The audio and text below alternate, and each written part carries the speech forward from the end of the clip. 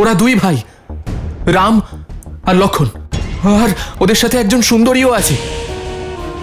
অপরূপ সৌন্দর্য স্ত্রীলোকের, হরিণের মতো চোখ, গজের মতো চলন, ফুলের মতো কোমলতা, দেবতার মতো তেজ। এমন সুন্দরী তো এই সম্পূর্ণ সংসারে কেবল একজনই আছে, মিথিলার রাজকুমারী সীতা।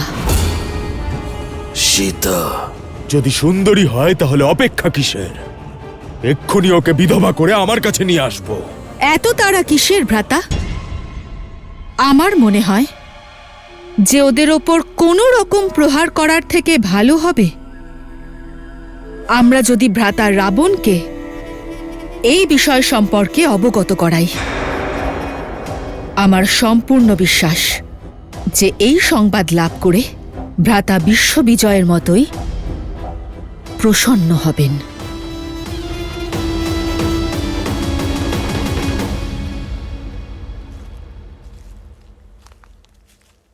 কি হয়েছে সীতা?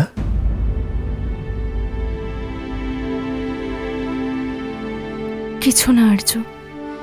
স্বামী এবং স্ত্রীর মধ্যে না দুঃখের কথা লুকোনো উচিত, আর না সুখের, আর না কোনো চিন্তার। আমার এসব দেখে ভালো লাগছে না আর্য।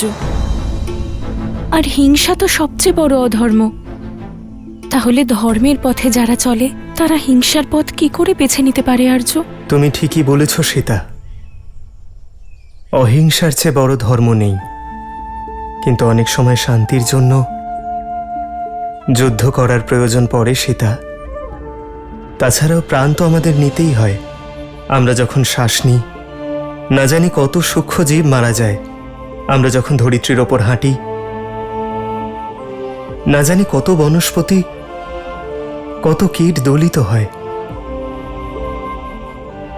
শ্বাস নেওয়া এক প্রক্রিয়া সীতা, আর প্রক্রিয়া সচল রাখার জন্য প্রাণহানি ঘটলে তাতে পাপ হয় না।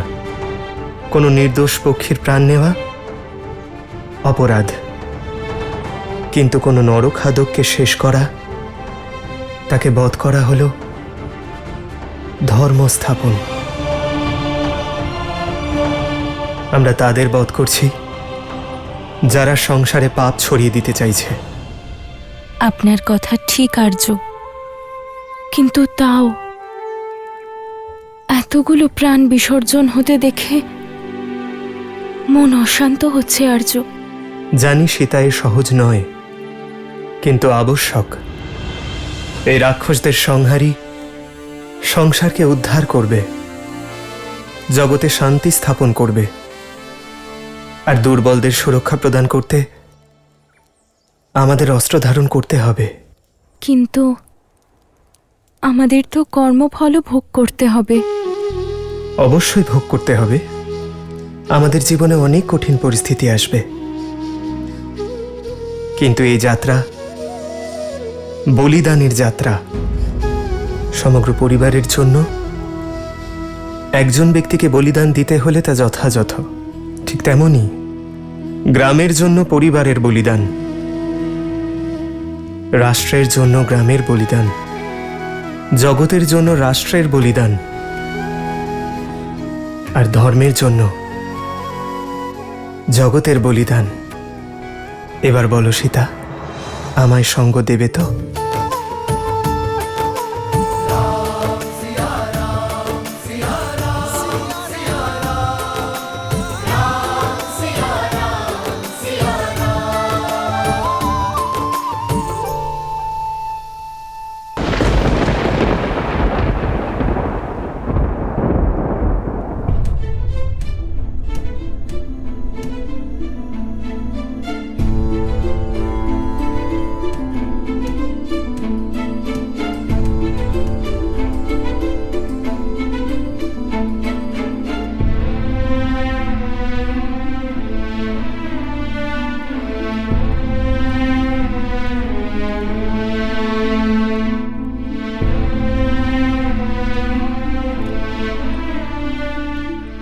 আমি জানি তুমি বালিকে কেন প্রাণদান করেছ হনুমান? বানরদের নিয়তির বিষয়ে আমি অনভিজ্ঞ নই। জাম্ববান মহাশয়, বালি আগে খারাপ ছিলেন না, কিন্তু ওনার ক্রোধ ওনাকে বুদ্ধিভ্রষ্ট করেছে। বালি সুগ্রীবের এই বিবাদে আমি বানর জাতির শক্তির এই পরাজয় দেখতে পারতাম না, আর তাই আমায় হস্তক্ষেপ করতে হয়েছে।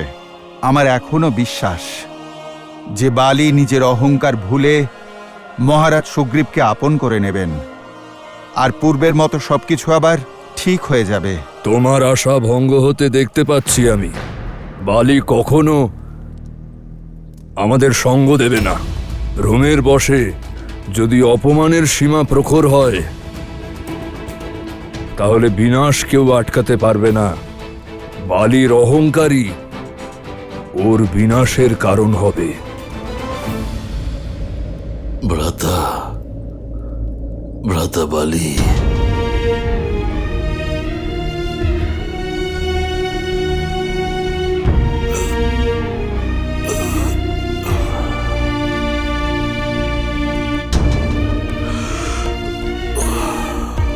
হনুমান, ভ্রাতা বালিকে প্রাণ দান করে তুমি আমায় জীবন দান করেছ। মহারাজ সুগ্রীব, কিন্তু আমি অত্যন্ত দুঃখিত যে বালির মতো বুদ্ধিমান ব্যক্তি কিভাবে এই সত্যটা দেখতে পাচ্ছেন না।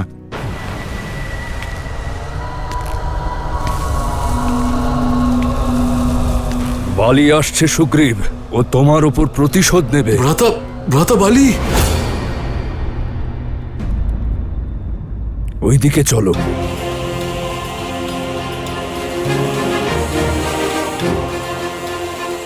জয় শ্রীরাম।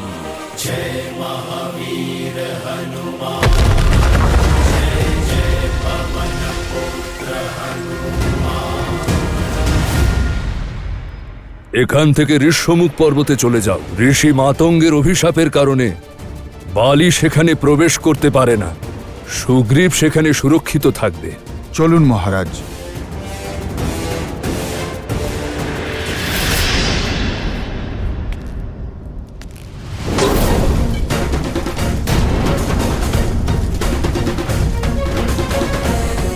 আমার থেকে বেঁচে তুমি পালাতে পারবে না সুগ্রীব।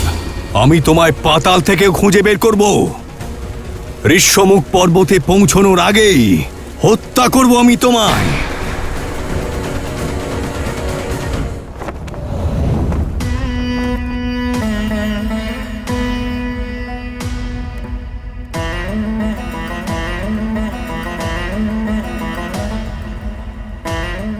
দশাননকে এই বার্তা দেবে কে?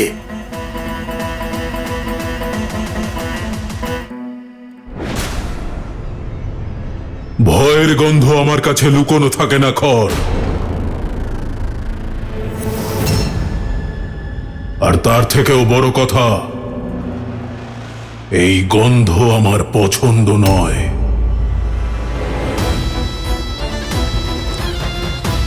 আমি আমার বৈমাত্রেয় ভাইয়েদের দণ্ডকের শাসনভার দিয়েছিলাম, এটা ভেবে যে সেখানে তারা তাদের ভয়ের সাম্রাজ্য স্থাপন করবে।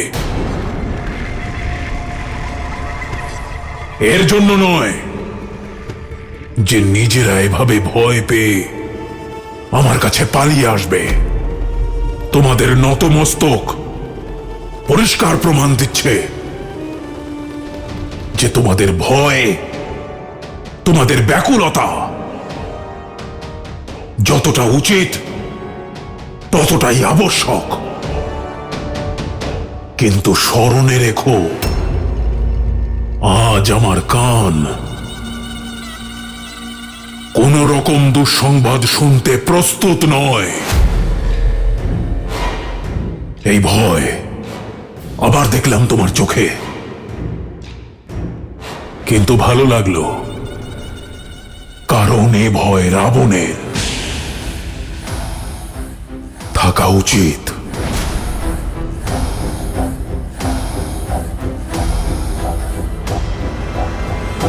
অভয় দিচ্ছি তোমায়, বলো। ভ্রাতা, লঙ্কেশ, বিরাটের মৃত্যু হয়েছে। তাতে কি? বিরাট তো রাবণ নয় যে মৃত্যুকে বশে আনবে। কিন্তু লঙ্কেশ, বিরাটের সংহার এক বনবাসী মানুষের হাতে হয়েছে। কিন্তু সে কোনো সাধারণ ব্যক্তি নয়। অযোধ্যা নরেশ দশরথের পুত্র রাম আর লক্ষণ, আর ওদের সঙ্গে একজন সুন্দরীও আছে, রামের স্ত্রী মিথিলা কুমারী সীতা।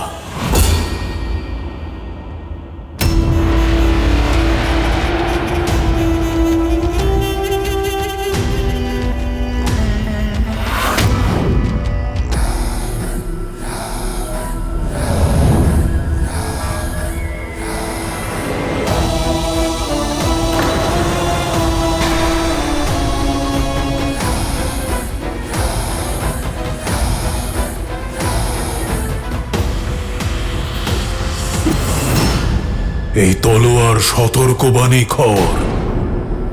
বনের দায়িত্ব তোমার। সেখানে তৈরি হওয়া সমস্যা আমি দেখব কেন? এখানে বালকদের মতো ভিক্ষা চেও না। বীরের মতো যুদ্ধ করো আর হত্যা করো এই বনবাসীদের। আজ্ঞে লঙ্কেশ, আমি শুধু এই কারণেই ভয় পেয়েছিলাম যে একজন সাধারণ মনুষ্য বিরাটের মতো রাক্ষসের সংহার কি করে করতে পারে।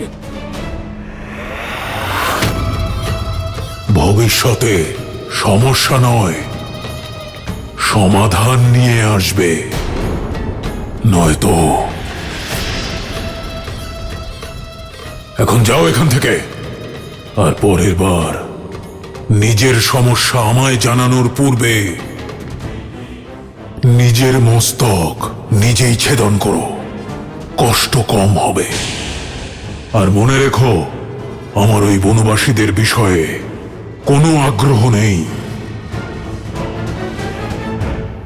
ক্ষমা করবেন লঙ্কেশ।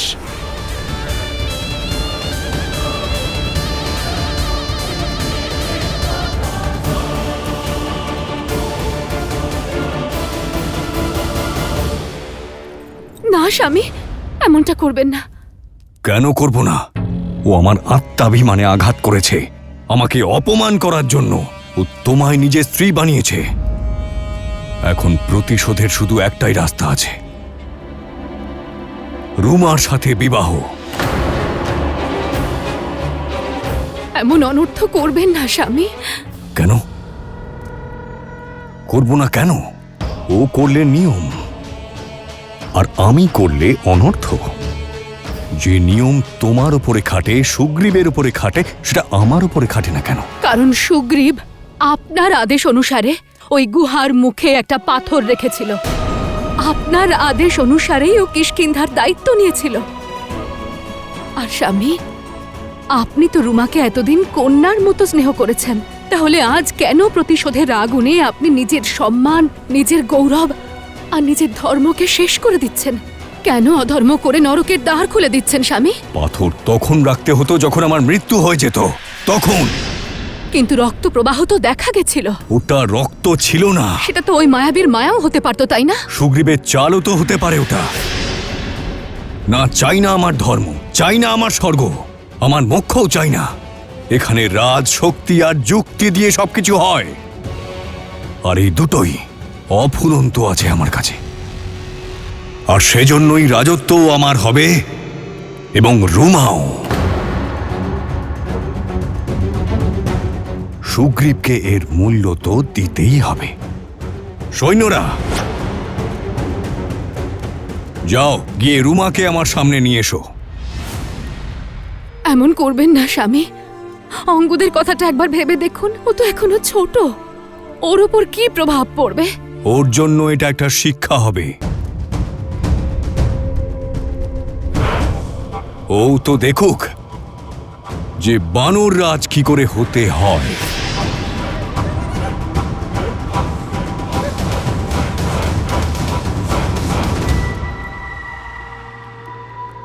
জ্যেষ্ঠ ভ্রাতা? জ্যেষ্ঠ ভ্রাতা নয়, স্বামী বলো।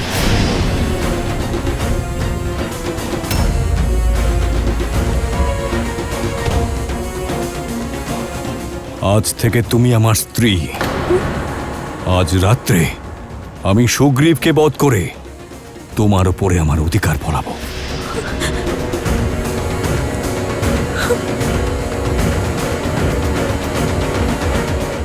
সীতাকে যে রূপে আপনি দেখেছিলেন সে আর সেরকম নেই। সে এখন প্রাসাদের রাজকুমারী থেকে বনের সন্ন্যাসিনী হয়ে গিয়েছে।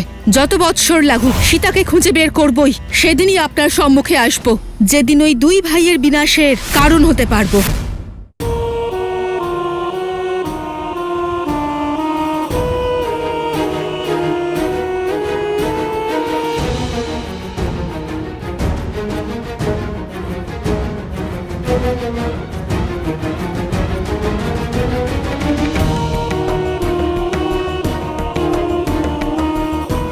যা তোমার নয় সেটা পাওয়ার লালসা ছেড়ে যা তোমার রয়েছে সেটা নিয়েই সন্তুষ্ট থাকো।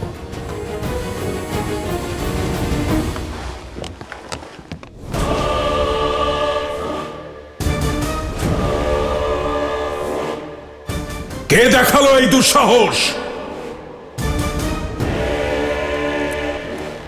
কার নিজের প্রাণের মায়া নেই? সম্মুখে এসো। ক্ষমা করবেন ভ্রাতা, এই দুঃসাহস আমি করেছি, কারণ আমি আপনাকে কোনো ভ্রমের মধ্যে রাখতে চাই না। ভ্রম? হ্যাঁ ভ্রাতা, সীতাকে যে রূপে আপনি দেখে এসেছিলেন সে এখন আর সেরকম নেই। সে এখন প্রাসাদের রাজকুমারী থেকে বনের এক সন্ন্যাসিনী হয়ে গিয়েছে। একটু ভেবে দেখুন ভ্রাতা, সীতার সৌন্দর্য আর তেজের বিষয়।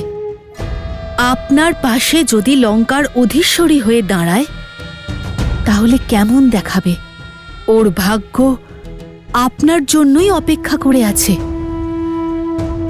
বেচারি, যে রাজকুমারকে বিবাহ করেছে তার কাছে রাজপ্রাসাদ তো দূরের কথা, কাঁটা থেকে বাঁচবার জন্য সামান্য পাদুকাও নেই। যে নারীর লঙ্কার কোমল শয্যায় বিশ্রাম নেওয়া উচিত সে অরণ্যের তৃণশয্যায় ঘুমোচ্ছে।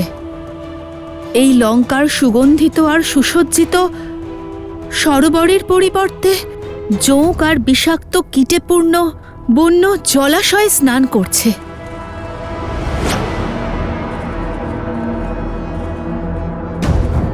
সীতা হল লঙ্কার নিয়তি, আর লঙ্কা সীতার নিয়তি। এই শব্দের খেলা আমার সঙ্গে খেলো না। আমি তোমার থেকে পরামর্শ চাইনি, আদেশ দিয়েছিলাম দণ্ডকারণ্যে বাস করার। যাও। ভ্রাতা, আপনার মনে যে দ্বিধা আছে তা আমি বুঝতে পারছি। যত বৎসরই লাগুক ওই ঘন বিশাল দণ্ডকারণ্যে আমি খুঁজব সীতাকে। আপনার সম্মুখে সেদিনই আসব যেদিন ওই দুই ভাইয়ের বিনাশের কারণ হতে পারব। না রাম, না লক্ষ্মণ, আর না কোনো ঋষি বা মুনি, কেউই শূর্পণখার ক্রোধের প্রকোপ থেকে রক্ষা পাবে না। সীতার ওপর কেবল আমার ভ্রাতা লঙ্কেশের অধিকার।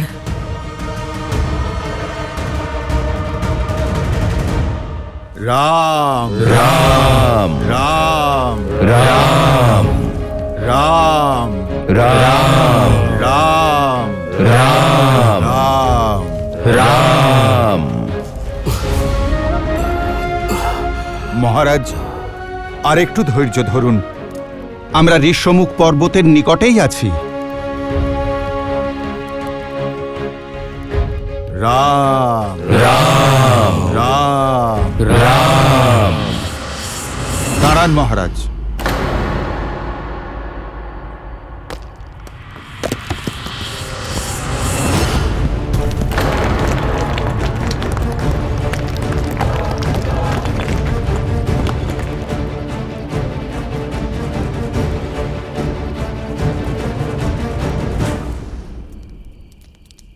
মহারাজ, এবার চলুন।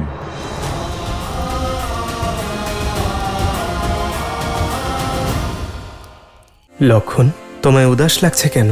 এই বনে আমরা বহু বছর বিচরণ করছি, কিন্তু এতদিন আমরা সেই বৃক্ষ পাইনি যা ঋষি অগস্ত্যের স্থানে পৌঁছে দেবে। দাদা, মনে হয় আমাদের সন্ধান করা সমাপ্ত হয়েছে।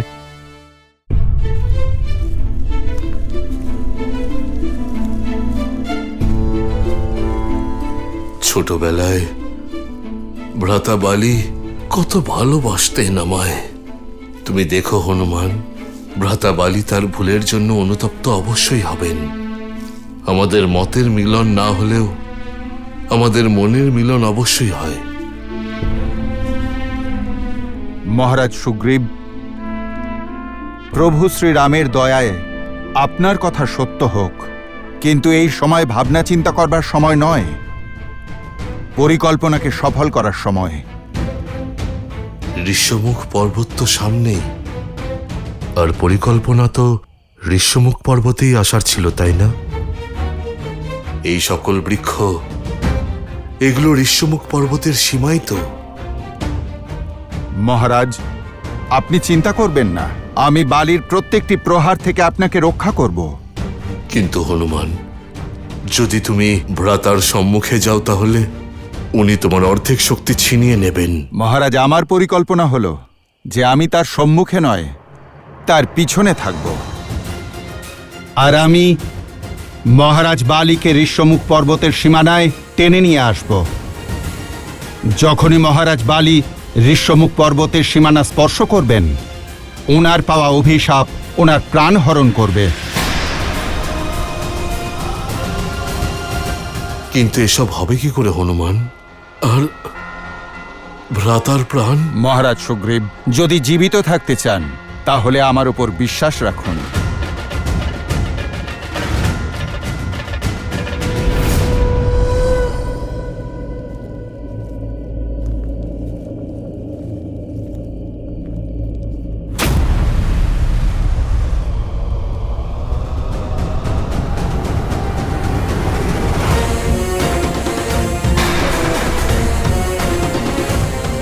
আমাকে দেখে ভয় পেয়ে গেলে ভীতু?